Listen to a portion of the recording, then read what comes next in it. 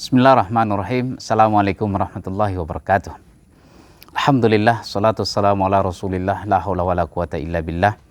Allahumma salli ala sayyidina wa habibina wa syafi'ina wa maulana Muhammad wa ala alihi wa sahbihi ajmain, amma ba'du. Kawan-kawanku di penjuru dunia, apa kabar? Mudah-mudahan senantiasa dalam keadaan baik, dilimpahi kelapangan dan kebaikan rezeki dari Allah Subhanahu wa taala. Amin ya Allah ya rabbal alamin. Kembali renungan menjelang senja. Di hari ini saya masih mengutip satu topik dari Menggapai Kesalehan Sosial. Judulnya Menutup Pintu Kefakiran. Menutup pintu kefakiran. Sungguh agama Islam ini mengajarkan kepada kita untuk bekerja keras. Bukan lemah, tapi bekerja keras menggapai kehidupan. Bersungguh-sungguh dalam setiap hal yang ada di dalam dunia ini. Dalam mencari rezeki, Allah perintahkan kita, Allah wajibkan kita bekerja keras. Dalam surah Al-Qasas ayat 77, Allah mengingatkan ini. Wabtaghi fima ataqallahu darul akhirah wa la tansa nasibaka minad dunya. Cari, kejar bagianmu di akhirat. Artinya beramallah untuk kehidupan akhirat, ke kampung asal kita nanti. Tapi jangan lupa, bagianmu ada di dunia ini. Seakan-akan memberikan pemahaman kepada kita, harus seimbang dalam kehidupan ini. Harus seimbang kita menggapai kehidupan ini. Akhirat dapat, jangan lupakan dunia. Dan jangan juga dunia dapat, akhirat dilupakan. Atau apalagi, dua-duanya dilupakan. Akhirat lupa, dunia lupa. Tapi yang diperintahkan Allah di sini adalah dapat dunia, dapat akhirat. Kejar akhirat, dapat dunia. Tapi biasanya kalau kita mengejar dunia, akhirat mungkin akan hilang. Tak dapat kita. Tapi kalau akhirat kita kejar, dunianya kita dapat. Nah, apa kaitannya dengan menutup pintu kefakiran? Sebagian dari kita orang Islam tidak bersungguh-sungguh mengamalkan ini. Kita bermalas-malasan. Bahkan ada orang yang menganggapan mau kerja apa juga nanti kalau sudah rezeki Allah turunkan. Buat apa juga susah-susah mencari atau bekerja kemana-mana. Kalau sudah rezeki Allah berikan. Kalau bukan rezeki Allah tak berikan. Ini yang harus kita luruskan. Bekerja saja kita belum tentu dapat. Apalagi kalau kita bekerja. Nah, Rasulullah pernah menasihati seorang sahabat dahulu. Ketika seorang sahabat bernama Abu Bushr Qabisah Ibnul Mukharik menemui Rasul. Dia datang, ya Rasul, hidupku sekarang susah sekali. Keluargaku banyak. Kami dalam kekurangan. Banyak persoalan. Tidak mampu mencari pekerjaan. Dan kami butuh makanan. Anak-anakku banyak di rumah. Tolong berikan sesuatu kepada kami, ya Rasul.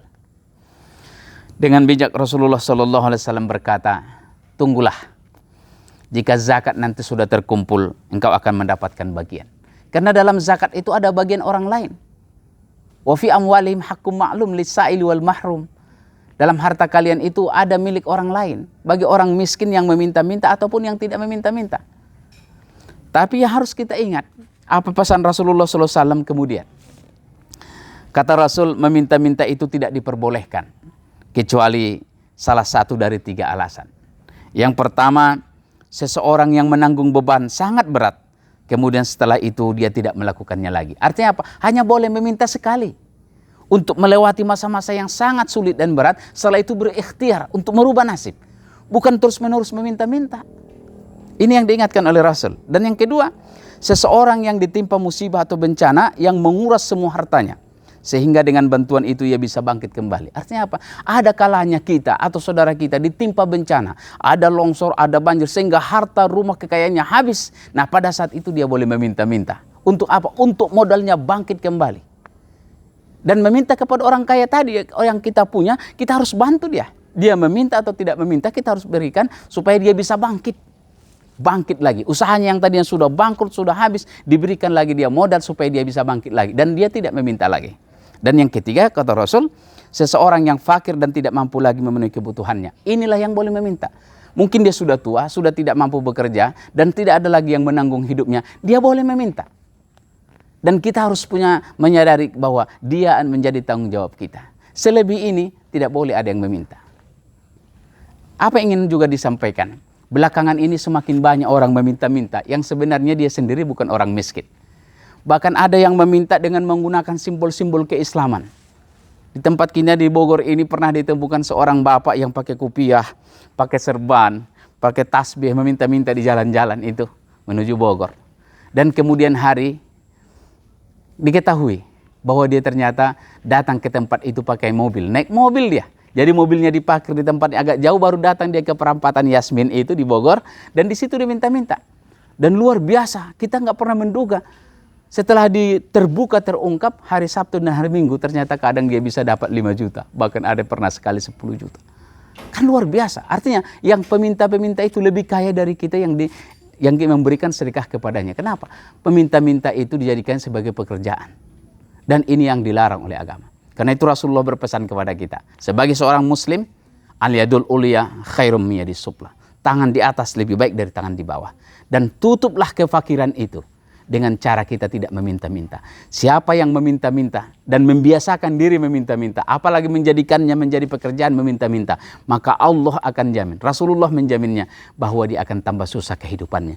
Maka kalau kita ingin lepas dari kefakiran ini, maka tutup pintu kefakiran, yaitu dengan cara kita tidak meminta-minta kepada orang lain, kecuali dalam 3 hal yang disebutkan oleh Rasulullah SAW. Mudah-mudahan ini menjadi pengingat kepada kita. Tidak semua kita dilahirkan kaya dari orang-orang kaya orang tuanya, tapi sebagian besar dari kita dilahirkan dari orang-orang yang tak berada, di kampung yang jauh dan miskin. Tapi kalau kita bersungguh-sungguh merubah nasib, mohon kepada Allah penuh kesabaran, kesungguhan, insya Allah nasib kita akan berubah. Demikian, semoga bermanfaat. Selamat menjalankan Ramadan, menjalankan ibadah yang diperintahkan oleh Allah. Semoga Allah ridai pekerjaan kita ini. Wassalamualaikum warahmatullahi wabarakatuh. Horas.